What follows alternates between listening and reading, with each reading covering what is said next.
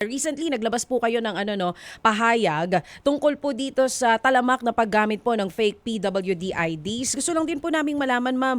Sabi ko nga kanina, since last year, nagrereklamo na po't umiiyak itong mga restaurant owners natin dito po sa lugi nila dahil sa paggamit ng fake PWD ID. May mga inisyal na hakbang na po ba na ginawa po ang inyong ahensya para po labanan itong paggamit ng peking PWD ID?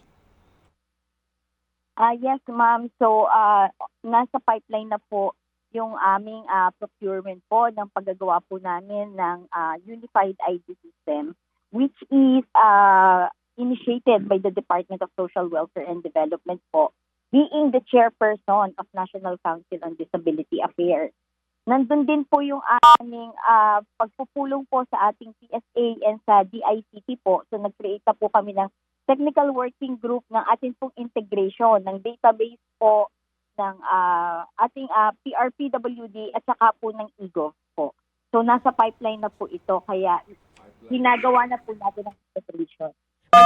Para lang po mas maintindihan itong mga kapatid natin, pag sinabi po natin nasa pipeline na po itong paggawa ng Unified ID System, katuwang po ng DSW dyan, ng PSA at maging DICT, ano po ibig sabihin nun at gaano katagal pa po ang hihintayin ito pong mga restaurant owners natin bago po mas maging madali para sa kanila yung pag-check kung ang nagpepresenta po ba nung ID peke po ba o hindi?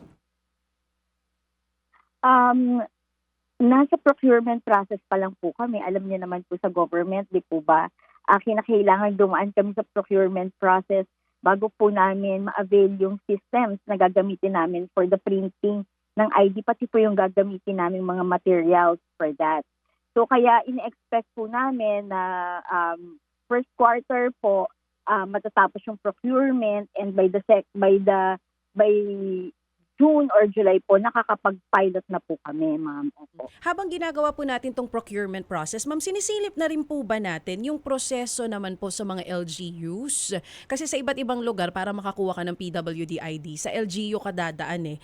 Yung procurement naman po yung pagkuha naman po ng PWD ID, para masiguro na yung mga kumukuha talagang legit na may kapansanan. Yung loopholes po sa proseso ng pagkuha, chine-check na rin po yan ng inyo pong ahensya?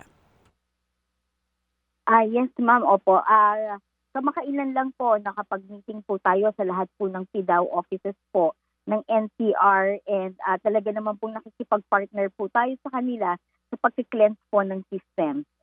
Meron din po tayong mga ilang LGU po dito po sa mga outside Metro Manila na nagkakandak na din po sila ng warm body count o revalidation po ng mga na-issue po nilang ID. Opo. So kaya po in terms po yung assessment whether ang isang tao po ay kinakailangan nilang issuehan ng Persons with Disability ID card, may capability po at ganap po ang training ng ating mga PDAW officer para po dito.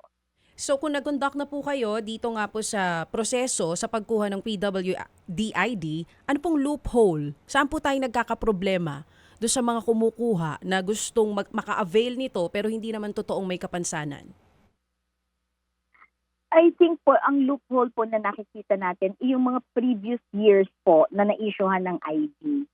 So dahil before, dalawang klase po yung ID, meron pong fake na nabibili na fake talaga. Plus before, meron pong nakakakuha ng ID kahit hindi naman po sila persons with disability.